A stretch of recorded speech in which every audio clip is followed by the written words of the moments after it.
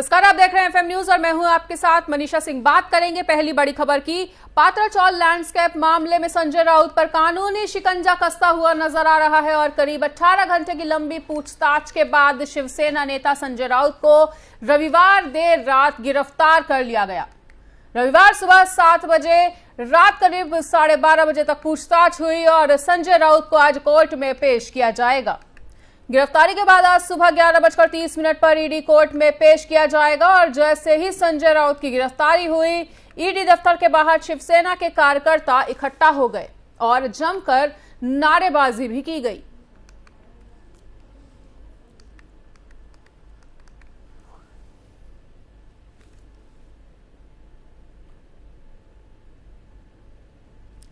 तो आपको बता दें कि पात्राचौल लैंडस्केप मामले में संजय राउत पर कानूनी शिकंजा पूरी तरह से कसता हुआ अब नजर आ रहा है और करीब 18 घंटे की लंबी पूछताछ के बाद शिवसेना नेता संजय राउत को रविवार देर रात गिरफ्तार कर लिया गया।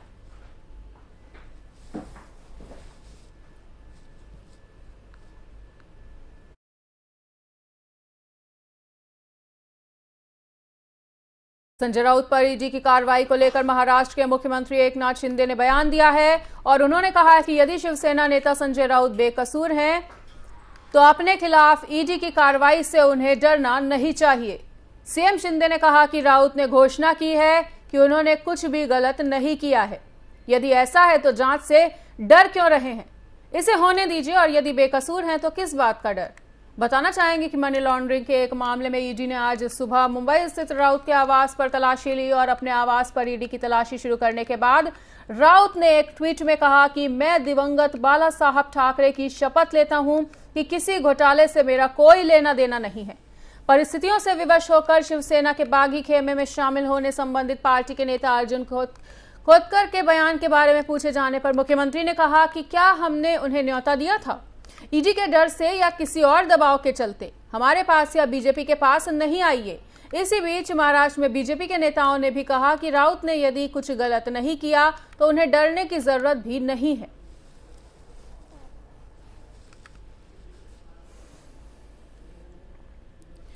तो संजय राउत पर ईडी की कार्रवाई को लेकर महाराष्ट्र के मुख्यमंत्री एकनाथ शिंदे ने बड़ा बयान दिया है और उन्होंने कहा है कि यदि शिवसेना नेता संजय राउत बेकसूर हैं तो अपने खिलाफ ईडी की कार्रवाई से उन्हें डरना भी नहीं चाहिए।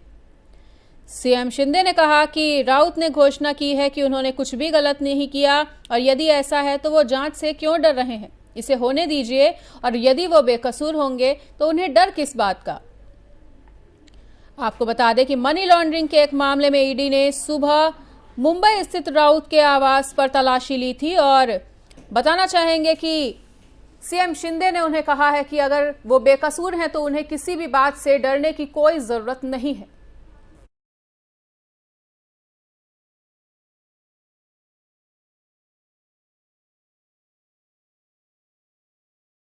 ईडी द्वारा संजय राउत की गिरफ्तारी पर बीजेपी नेता किरीट सोमैया ने निशाना साधा है और उन्होंने क्या कुछ कहा वो भी आप सुनिए।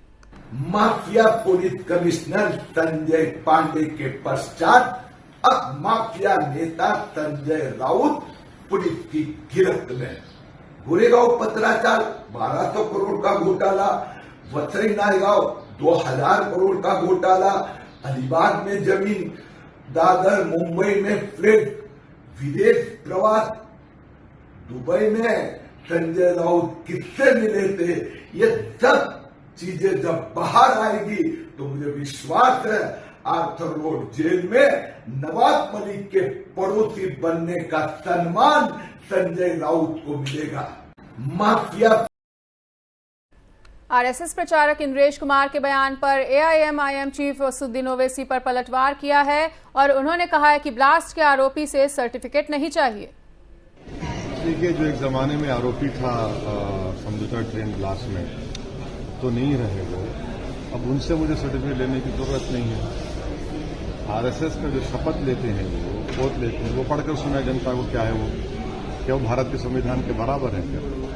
वो छोड़े ना, वो देश को ज्ञान देना छोड़े, वो देश को बताएं कि आपने 2 करोड़ नौकरियां देने का वादा किया था, कितनी नौकरियां दे रहे हैं। आपने भारत की इकोनॉमी को बर्बाद कर दिया आपकी सरकार ने, और जिसका खेमियाजा हमारी सुरक्षा को उठाना पड़ा, सुरक्षा देश की आर्मी को उठाना पड़ रहा है। ये सब थोड़ी हमको थोड़ी आपको बताएं, देश के सवाल।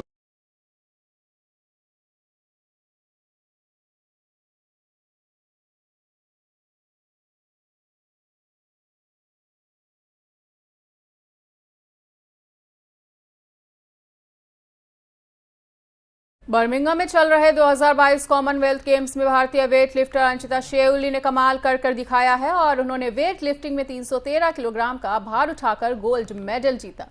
अंशिता ने पहले स्नैच राउंड में अपनी पहली लिफ्ट में 137 किलोग्राम का भार उठाया, तो वहीं दूसरे लिफ्ट में उन्होंने 139 किलोग्राम का भार उठाया है। इसके बाद अंशिता ने तीसरे लिफ्ट में 143 किलोग्राम का भार उठाया और इस तरह स्नैच में उन्होंने 143 किलोग्राम लिफ्ट किया। इसके बाद क्लीन एंड जर्क में अंशिता के मुकाबला मलेशिया के मोहम्मद से था और दोनों के बीच गोल्ड के लिए कांटे की टक्कर चल रही थी।